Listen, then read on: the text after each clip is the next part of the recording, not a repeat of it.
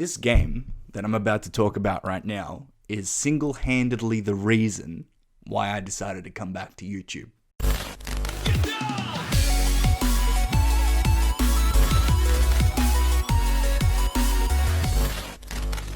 So recently, I completed God of War. This is the PS4 2018 version, created by Santa Monica Studios. In this game, it tells a story of a father with a troubled past trying to raise his son.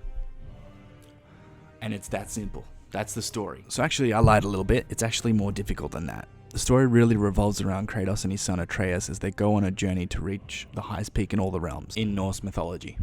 So they do this so they can scatter the ashes of Kratos' wife. We're taking our ashes to the highest peak in the realms. Ashes? It was our last wish. And it's that simple. That's the story. And I finished it the other day. I found that it was just, the whole thing was just a surreal experience. You start off as this character, Kratos, and he's the ghost of Sparta. The reason for this, well, we have to go all the way back in 2005, when the first God of War came out. The gods of Olympus have abandoned me. That trilogy of games that came out around the PS2, PS3 era, you play as this guy who basically kills the entire Greek pantheon. Spoiler alert. So you're probably wondering, but wait, why does he kill the entire Greek pantheon? Well, that's for me to know and for you to find out. Psst, newsflash, it's because they're dicks. Kratos and Atreus go up against I think it's the son of Thor, I'm pretty sure. Or the son of Odin. So it's the son of Odin and the sons of Thor. And basically they're dicks. They're just huge fucking dicks. One of them's name's Balder, and his thing is that he can't feel any pain, and he's a bit of a wanker about it because all he wants to do is feel things. And the other two are Magni and Modi, and they're basically the sons of Thor, and they just seem like rugrats. So I guess what I really also like about the game is that it subverts our expectations. And so basically how this is done is it takes characters that we know to be heroes like, Thor and Odin, and it makes them into narcissistic assholes. It's actually particularly interesting to see that Kratos is the type of guy that started off as this hugely, insanely angry person that would kill anyone and everyone in his path, to the type of person that is more controlled and disciplined, and he kind of behaves in such a manner where, he's still angry, but it's more controlled, and he's got more of a grip of who he is as a person, and he is actively trying to be better. It's breathtaking. You're breathtaking. You're all breathtaking. So what I really wanted to say about this game, and what I really love about it, is the fact that it's basically Struggle Street, because the guy who's trying to raise his son was probably the biggest mass murderer of all time, and he's, realizing that, he has to be a better person. On top of that, he's a god, and he's trying to keep that secret from his son that he's a god, because his son is also a god. And the fact that he's keeping the secret is not only putting a dent in their relationship, but also it's putting a dent in the son as well. Every time the son exhibits anger or, traits that, make him godlike, he gets sick. The secret that he's keeping from Atreus, he views it as a curse, which is why he doesn't tell him this. But when Atreus gets sick in the game, this leads Kratos to have to dig up his past. In order for Kratos to help him, he has to confront his past and his demons. He's in a demon. Freya! Open the door! We need your help! Woman, do you hear me? It is urgent! I'm still a god. Go away. The boy has fallen ill! Freya! He's ill. Inside.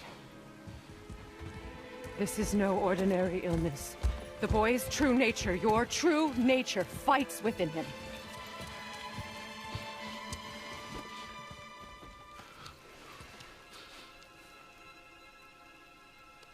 I did this to him. Will you help me? Of course. There is a rare Ingredient found only in Helheim. The keeper that protects the Bridge of the Damned. I need its heart. Hell, The realm of the dead. Do you know it? not this one. It is a land of unyielding cold. Fires cannot burn there, and no magic in all the 9 realms can create a blaze.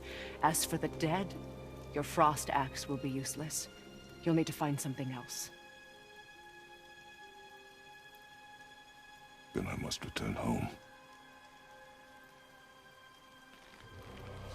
Dig up a past I swore would stay buried.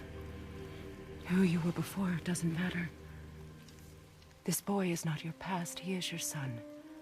And he needs his father. Oh my god, just thinking about that, it's just, oh. All in all, Kratos has to go to hell, retrieve the heart of some monstrous beast, face his inner demons, and then tell his son the truth of what his true nature really is, all in the name of love. That's pretty intense. And it's just completely crazy because, you know, once this happens, the son takes that information and he processes it and he's like, oh my god, I'm a god. And he gets a big head, which, you know, would be the exact same thing I would do if I was a 10-year-old. It's just fucking brilliant. It's just brilliant, dude. Like, I finished the game wanting to play it again. Like, that's just the reality of it. I just think it's fantastic. Like, the story's great. The combat's great. Like, it's just a brilliant game. And, like, even 2 years later, it still holds up, you know? And so I remember when I had my first playthrough, like, I hadn't played the previous games before that. But I saw God of War on the shelves. I saw God of War 2 on the shelves. And then God of War 3 was this massive hype train. And I'd never touched the game until, you know, not even like God of War PS4 came out and I hadn't even thought about it. Like, I didn't even think about it, like, at all. It wasn't even a thought. You know, I was too busy. You know, Spider-Man came out. I was like, fuck yeah, Spider-Man. I'll get onto that shit. I didn't even think about God of War. And so it took a while, about a year. And so I went out and then I saw it. It was a bit cheap and I was like, okay, I'll get it. And I had so much regret, like, honestly, so much regret not buying it at full price because this is worth every dollar, every cent. As soon as God of War 2 or 5 or whatever they're going to call it comes out, I'm 100% going to get it on day one. Because I played the 2018 version, I then went back and then I bought everything. And then I binged it, all of it, in one sitting. Like, all of it, everything. I think that theme of being better than what you were is just super important.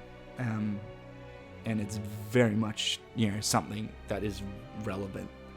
I mean, it feels like a movie. It feels like an interactive movie, pretty much. Like, sort of similar to the Uncharted series. And, you know, it just has that cinematic element to it. Let's take a moment to talk about the music for a second. Because this has just been one of the major elements of the game that have just really stuck out for me. Like, the composer for this game is Bear McCreary. And if you've seen The Walking Dead, you'd be familiar with his work because he's the guy behind the main title of that TV series, and it just has this presence about it. And he talked about this in one of the, you know, press videos for the PlayStation 4. That he was talking about how he came up with the music for it. And, like, honestly, I found myself listening to the soundtrack, and holy crap, it's just it's just really inspiring. Anyway, guys, I hope you've enjoyed watching this video. If you did, leave a like, and if you've got a suggestion as to what I should do next, post it down in the comments. I'll see you all on the next one.